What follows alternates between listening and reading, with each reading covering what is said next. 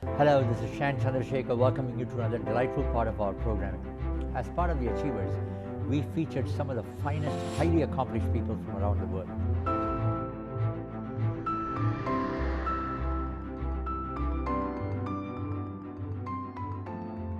We're very delighted to present an outstanding young lady who has done extremely well with one of the largest banks in North America, the sixth largest bank, I should say, an asset base of $1.9 trillion, and with over 30 million customers, none other than the Toronto-Dominion Bank and the Toronto-Dominion Group.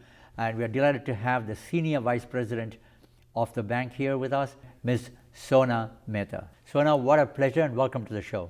Thank you so much, Dr. Shanji. It's a real pleasure to be with you. You're the first person I've come across who's got a senior vice president portfolio, money in solutions. It's a very interesting description. I take my role at TD Bank with tremendous passion. I oversee two very important portfolios for the bank. Really, we exist to serve our customers as they have day-to-day banking needs. So their transactional needs, moving money between accounts overseas to their friends and family, and then equally importantly, their journey to savings and investings. And so as part of that responsibility at the bank, we've also stood up two segment focuses of strategic priority. One is the newcomer segment that I know we'll speak about today, and the other one, very near and dear to my heart, are the youth and student segment. Well, let's get into it right away. So tell me about this new incredible initiative that you've done with CanadaVisa. As part of our focus on newcomers at TD, we know the opportunity to immigrate to Canada is an exciting one. Many people all over the world would love to come here for reasons that you and I both know. It's a wonderful country. But it can be an overwhelming journey. And so at TD, we have a very deep passion, a very deep care and concern about how do we help newcomers acculturate into the country. And so one of the things that we've done most recently, as you noted, with CanadaVisa, is we've struck an exclusive relationship over the next several years where we will provide accessible, reliable information to newcomers that are seeking to come to Canada. CanadaVisa is one of the largest digital Canadian immigration forums. They reach over 2 million consumers each month, and almost have 1 million members in their forum. And half of their reach is outside of Canada. And so we know this is a group of individuals that really just need reliable information. And so every several weeks we provide content. So we started with the basics of what does banking in Canada look like. I think immigrants these days are very financially astute in their home countries, but they need to understand the nuances of the Canadian context. We have a checking account and a savings account. That's a little different. We have RRSPs and TFSAs, so we try and make that simple. And then just recently, we did a piece about credit scores and how do you build up a credit score, and we know that's critical to anyone getting established. So that's the heart of this relationship, is just providing that accessible information in a really approachable way. You've had a tremendous amount of experience yourself in all these fields in the past. Tell me about the different aspects of what you have done with the bank. By the way, you look awfully young to have been with the bank for 18 years. So tell us about your past with the bank experience. So I was lucky enough to join the bank 18 years ago, as you noted. I had previously been in technology as my career path. But I would say, savings has always been a part of my mindset. I came to Canada with my parents as immigrants in the 70s. And, it was a big journey, and it was a hard journey. And you really, I think as a first generation immigrant, you understand the importance of getting the economics and the financial footing right. And so we saved and we saved and we saved, and some years later we bought our first home. And at the essence of it, these are the things that a bank provides to consumers. And so as I thought about where my next career move was, the banking industry was a very natural one for me. And I've been incredibly lucky to have the career path that I have had at TD. We're an organization that's highly opportunity-based. And so we make opportunities available for our people. So I went from a technology domain to leading a business line And then from leading a business line, I thought about, what are the next skills that I should have in my career? And we have a process where we identify our career plans and where we'd like to go. And so I had opportunities to work in our branch banking division, to work in credit risk.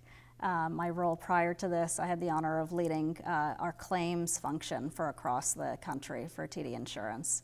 And now I've come almost back home to the Canadian Personal Bank. And I think what strikes me about an organization like TD is you can have many experiences and stretch yourself and have the organization take chances on you and have leaders support you. It's just been a wonderful culture. You've also got tremendous experience in analytics, Explain that. So I've always had a nose for problem solving, understanding data, how do you structure data. It was so funny when I was an undergraduate student. I had done my minor in science in the Arts and Science program at McMaster.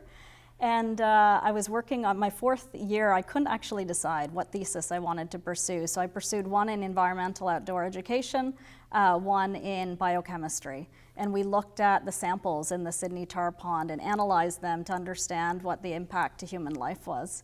And I remember sitting down with my professor at the time, midsummer, and we were looking through all the results from the lab. And I said to him, this is the part I love. I love the analytics, I love understanding, I love making meaning of it. And he said, okay, but that's a small portion of what you do in the lab.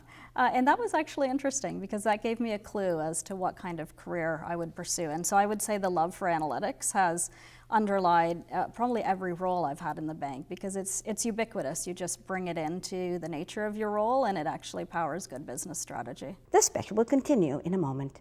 Do stay with us. Lead two journeys. Elaborate on that. So the journey is something that we've introduced at TD, and it changes how we actually bring innovation to our customers. And so the two journeys that I lead, one we call the everyday advice journey, and then a savings and investing journey. And what we're trying to do is bring together people from many different disciplines to solve customer-centric challenges and to do so quickly. And so New to Canada is a great example of how we're bringing different people together to understand how do we make banking easy for newcomers. And so just to bring it to life a little bit, what we do as part of that journey is we've organized around the customer life cycles. And so what we understand is that where someone is in their journey of immigration to Canada matters. So if you're just planning pre-arrival to Canada, you have one set of needs. The minute you arrive here, you have a different set of needs. And as you get established, those needs further evolve. And so we've identified those specific segments and journey phases that we organize our activities around. And so it's brought over the last year some really good forward progress. So we've launched specialized packages for newcomers to Canada. So we'll put in those packages, their checking accounts, their savings accounts, a credit card, conveniences like Amazon Prime, and money transfers back home to whatever their country may be. And we make these available free of charge for our customers. So a newcomer coming to Canada would have a package of $1,575 in value, which is our way of making things easy. And then specifically, as I mentioned, we have a focus on students. And so one of the things we're doing with students is we actually created a niche package specifically for that demographic, which complements the International Student GIC program that we have. So describe that, please. That's the Guaranteed Income Certificate program. Yeah, so you have, as a student coming to Canada, an option to accelerate your application via a GIC deposit. That's about a $10,000. It is a $10,000 deposit. And so what we've created for our international students is they can access this fully digital and online and fully free. So no fees are charged to the consumer. And then as they get here, then we want to actually make sure they have their accounts that they need, they have their money transfers, they can send money back and forth to home. And over their lifespan, our goal is to meet whatever needs that person may have. And I would say, beyond the products, everyone can deliver certain products, but I think what I take great heart in is at TD we have a people-first strategy. And so I think you and I can appreciate the value of language in the South Asian culture, and like one specific language is. And we have bankers coast to coast that speak well over 50 languages. And so we have thousands of colleagues that speak all of the South Asian languages, Hindi, Punjabi, Tamil, you name it. And so what we really invite our customers to do is come speak with us and let us make banking comfortable. 3 or 4 decades ago in this country, the word multiculturalism was relatively new, and it started off with more like song and dances routine. Right. And at that time, it was appropriate because it had to start somewhere. Right. But today, diversity has a different meaning altogether, and it's embraced by most progressive thinking corporations and publicly trading companies, and it's become an integral part of business, in other words. I admire TD Bank has set up a special committee of visible minorities, and you're in that committee. So tell us about the function of that committee. Yeah, we have a long-standing focus on inclusivity and diversity at TD. And so we stand up committees for each of our inclusion and diversity pillars. And I've enjoyed being part of the enterprise visible minorities community for many years. And most recently, I've been chairing the South Asian colleague committee. And at the heart of all of these committees is really mobilizing all of our people to rally around what we want to be as an organization. We're 90,000 bankers across many countries. And the power, I think, is in each one of us lifting each other. And so the interesting thing is, as you look at our communities and our committees, we really focus on not just the individuals that might be part of that community, but each of us as allies. And that's really the culture change that I see at TD. For me, Shanji, it comes back to, one of the things that really resonates with me about TD is we call our vision as being the better bank. And, it's an interesting choice of words, better. One might say best. But to me, better is actually more inspiring, because we're trying each day to figure out how can we be better for our colleagues, for our customers, for our shareholders. And I think inclusion and diversity is a huge part of that. If I step back, so I came to Canada in the 70s. We lived in a small southwestern town. That's where my father got his first job. And at that time, just because it was the 70s, my school, my world was not very multicultural. And I can remember, being that child in a school where there was really 2 South Asians, and I didn't feel like I could embrace my full identity at that time. And I fast forward some years later when my father's work brought us to the GTA. All of a sudden I came into a very multicultural school, a multicultural neighborhood, multicultural community, and I saw my own metamorphosis. So I went from being a shy kid to one who, put my hand up to be the editor of the school newspaper. Wow. And so having that personal journey, that's the same journey that we've been on as part of TD, because we know unless everyone can bring their full self to work, there's a piece of human capital that we're missing. And so that's really our mission as 90,000 bankers strong, is to make sure you can bring yourself to work and that you can give the most that you can to your colleagues, community, and our customers. You're such an eloquent communicator. Right from your childhood, you mentioned earlier that you wanted to be a banker. Have you ever thought of a public career at all for yourself? Oh no, definitely not, Shanti. If my mom was here, she would tell you when I went to kindergarten, the first time a teacher spoke to me, I cried. So I think, again, this is just, being at comfort. I think I'm at a point in my career, in my life, that I'm comfortable with who I am. Many thanks to, really, I would say, my parents and the educators that have been with me and the company I am with now. So I think this is just an outcome of that. Wonderful. Your bank also, from what I've heard, has been concentrating to help refugees, I believe.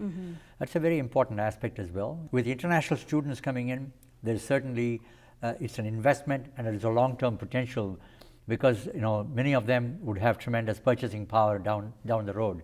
Now, in the case of refugees, you have all types of people coming into the country whereby you don't have really control. Tell me about that strategy. Well, I think this comes from, it stems from our Ready commitment. And so being a bank, I think, has a large social responsibility. And so as an example, over the last year, as we've seen the challenges faced by the Ukrainian community, our bankers go out of their way to help in any way we can. And so as some of the Ukrainian refugees landed in some of the western provinces as an example, we were there to meet them on site to explain, how do you actually do your banking? And let's actually make everything else in your life is in turmoil. Let's make that simple for you. And beyond that, we partner with many, many wonderful organizations that directly support refugees and their humanitarian needs. So I think it's something that we stand for with a lot of pride. It's beyond the financial results. To your point, this is not about the financials. It's about who we are as humans and how we support people across our country. With this Canada Visa program that you launched, how unique is your bank compared to other financial institutions in terms of providing this exclusive service? Yeah, so I think this particular service is exclusive.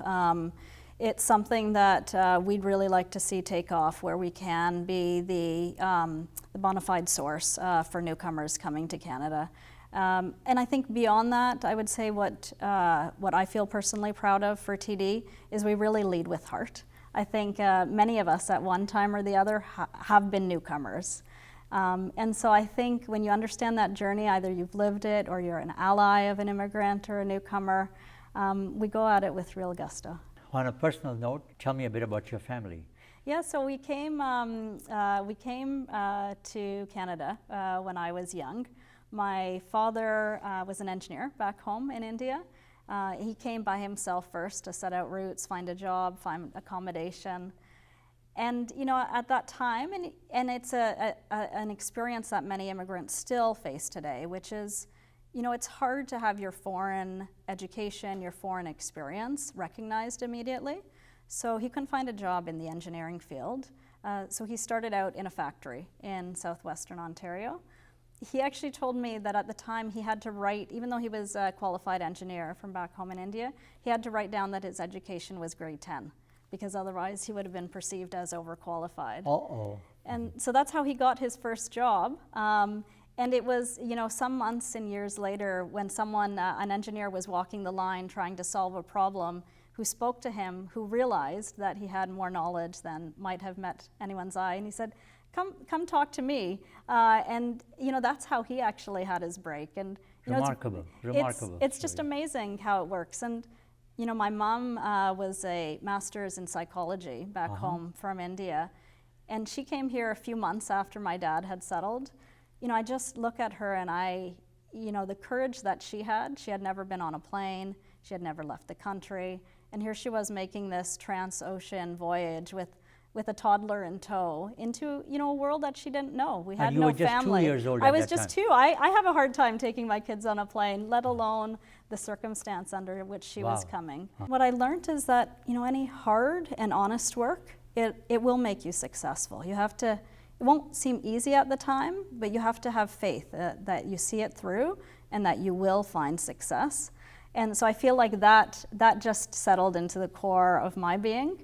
And so certainly as you fast forward now, Raj and I have the pleasure of having 2 wonderful kids, Jyoti and Arav. And we hope that thread persists into the next generation, because I think hard work is timeless and faith is timeless. And if you have both of those, I don't think you can go wrong. You work in a bank which is headed by, one of the finest Canadians, I would say, of South Asian origin, Mr. Bharat Masrani, who's the President and Chief Executive Officer, and he's doing a superb job from what I understand. So tell me about your interaction with him. What is it like to work with him? Yeah, I think Bharat is, first of all, he's got vast knowledge of, all the corners of this business that we operate in. And so I think he's, really shepherded the bank through a time of tremendous change. If you look at, crises that we've been through, both far and near with the pandemic, he's really just steered this organization with a lot of intent, with a lot of heart.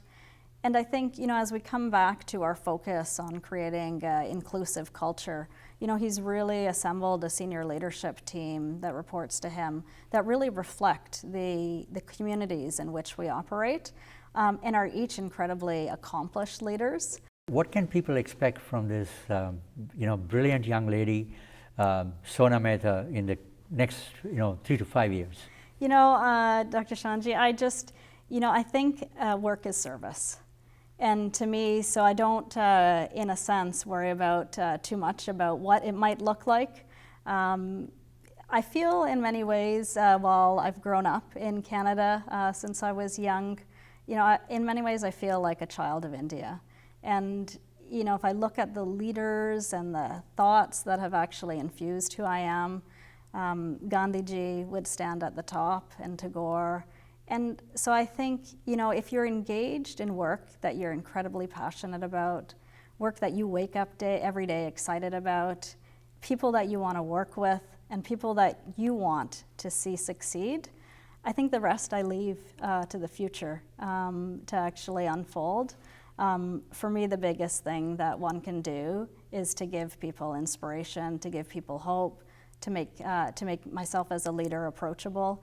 I've had so many, whether it's young women or South Asians or even Chinese Canadians, Black Canadians, come to me over the years and say, Sona, because you are where you are and you've achieved what you have, we know it's possible for us. As they say in life, if you love what you do, work becomes worship.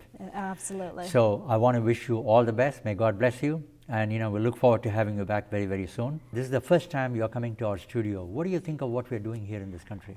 I think it's amazing. I grew up seeing you, Shanji, on TV. And so, at the time in the 70s, every little bit of home that we could have was such a comfort.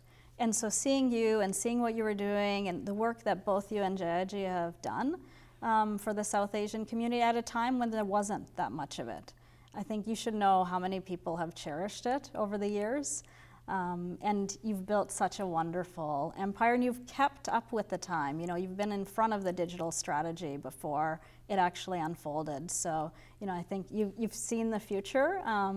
But what I remember most are your early days when it was hard for us to feel connected to home, and you did that. Thank you again. It's very kind of you. And frankly, coming from you, it's a great compliment. Likewise. I still think your integrity is impeccable and your communication skills are terrific. You should be a cabinet minister.